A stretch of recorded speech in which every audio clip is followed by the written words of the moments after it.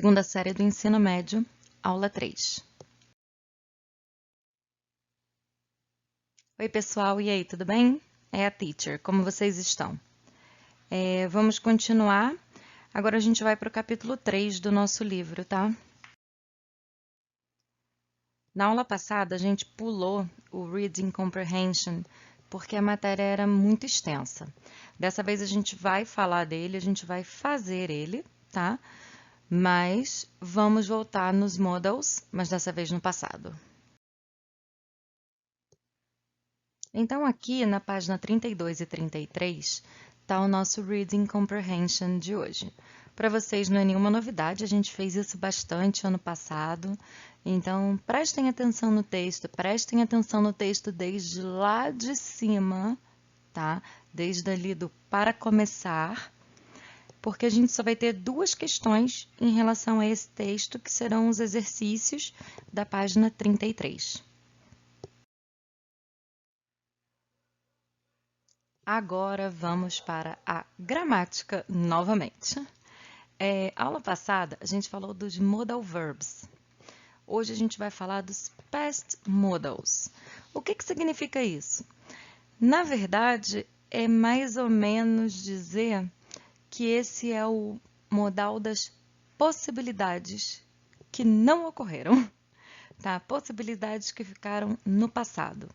Então, o modal é o must, o past modal é o must have, tá?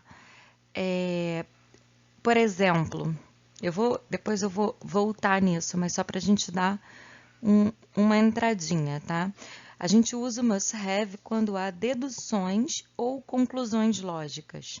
A gente usa o should have quando alguém cometeu um erro ou não fez algo que era importante. May have, might have, could have são usados para indicar que possibilidades de algo ter acontecido ou não no passado. Na verdade, todos eles a gente está se referindo ao passado, né? E o ought to have significa poderia ter acontecido alguma coisa. Por isso que a gente diz que o past modals é o modal das possibilidades, das probabilidades que ficaram no passado. Vamos mudar de slide, que eu trouxe um outro que tem um pouco mais de explicação. Aqui é só uma telinha dos modais que a gente deu a aula passada, onde cada um deles está dentro do para que a gente usa, né? Para que serve cada um deles, o que indica o uso de cada um deles. Era só para vocês lembrarem um pouquinho. Prestem atenção aí onde está o could, o may, o might, o would, should, ought to. Tá tudo ali, ó. Possibilidade, conselho. Suggestion lá embaixo, tá? O must de obligation, obrigação, né? Mas coisas que ficaram no passado, porque agora a gente está falando do passado. Agora, aqui nesse slide, a gente vai falar da estrutura dos modais, né, no passado, como é que a gente constrói ele. Então, na primeira coluna eu tenho o modal, mais o have, e o verbo no particípio passado, em inglês. Para a gente é só o nosso particípio, né? Então, assim, eu tenho na coluna do meio o conceito, para que cada um deles é usado, o que cada um deles representam. Vocês lembram que no slide anterior eu disse que os modals in past, ou seja, os modais no passado, eles são os modais das possibilidades e probabilidades? Por quê? Ah, professora, só o may e o might estão ali como possibilidade e probabilidade. Ok, mas se você reparar, todos eles são past unreal, ou seja, passado não real, irreal. Ou seja, foi alguma coisa que era para acontecer, ou era para ser feito, ou se tivesse feito, teria gerado outro resultado no passado. Por isso que muitos gramáticos, e eu acho essa linha muito legal, dizem que sim, os modals in past são os modais das probabilidades, das possibilidades, aspas, perdidas, tá? Então, exemplo. If I had guessed the future, I would have taken some precautions against what would happen. Se eu tivesse adivinhado o futuro, eu teria tomado algumas precauções. Então, assim, ou seja, possibilidade, possibilidade. Se eu tivesse adivinhado, eu teria tomado precauções. Ah, é uma ação, teria tomado. Ok, mas é uma possibilidade, tá? We could have taken the flight. He could have taken the flight. Ele poderia ter pego o voo. Tá vendo? Ele poderia ter pego o voo. We may have passed the math exam, but it was in Spanish. Nós devemos ter passado na prova de matemática, mas estava em espanhol. Ou seja, todos esses são condições de coisas que aconteceram no passado, tá? Prestem atenção que é assim que forma ele.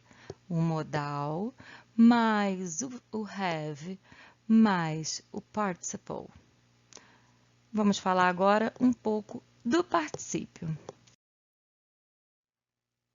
Nesse slide aqui eu trouxe mais alguns exemplos de como a gente usar.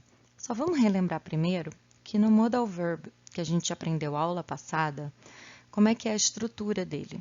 Eu uso o modal e depois eu preciso colocar o verbo na sua forma inalterada depois dele, tá? You must eat. Você precisa comer. You must study. Você precisa estudar. I can play the piano. Eu posso tocar o piano. Então, eu uso o modal mais o verbo na sua forma basal. Mas como é que eu vou saber, então, como é que eu faço o passado do modal? Como é que é a estrutura gramatical? Então, eu uso o modal mais o have, mais o past participle, para a gente falar de alguma coisa que já aconteceu. Mas lembrem-se, essa coisa aconteceu em possibilidade, em teoria. Vamos ver mais alguns exemplos. I could have helped you if you had told me before. Eu poderia ter ajudado você se você tivesse me dito antes. Ou seja, uma possibilidade que ficou no passado, tá? Eu teria habilidade? Eu teria habilidade. Mas se realizou? Não. Por quê? Porque você não me disse, ok? Olha aí como o helped tá com ED no final, ok? ED remete ao simple past. Já vamos falar disso. They didn't come. They must have forgotten. Eles não vieram, devem ter esquecido. Olha aí como forgotten está com EN no final. Remete ao simple past? Acho que não, né? Então, o que eu quero dizer com isso? Que o past participle, a formação dele, vocês não vão decorar, tá? Até porque são milhares de verbos e não tem como a gente decorar milhares de verbos. Então, como é que a gente vai aprender, professora? Na prática, no uso. Quando vocês precisarem usar e não souberem como escreve, consultem. Consultem, criem vocabulário, porque é assim que a gente aprende, tá bom? Não sei qual é, procuro, pode ir no Google, procura, bota lá, digita o verbo, conjugações do verbo tal, e assim você vai aprender, você vai criando base, vai criando vocabulário, tá bom? Agora vamos aos exercícios. Os nossos exercícios não são muitos, tá? Tem na página 33, que é referente ao Reading Comprehension, que são só duas questões, como eu já tinha falado para vocês, mas são duas questões que vocês vão desenvolver um pouco mais a resposta, tá?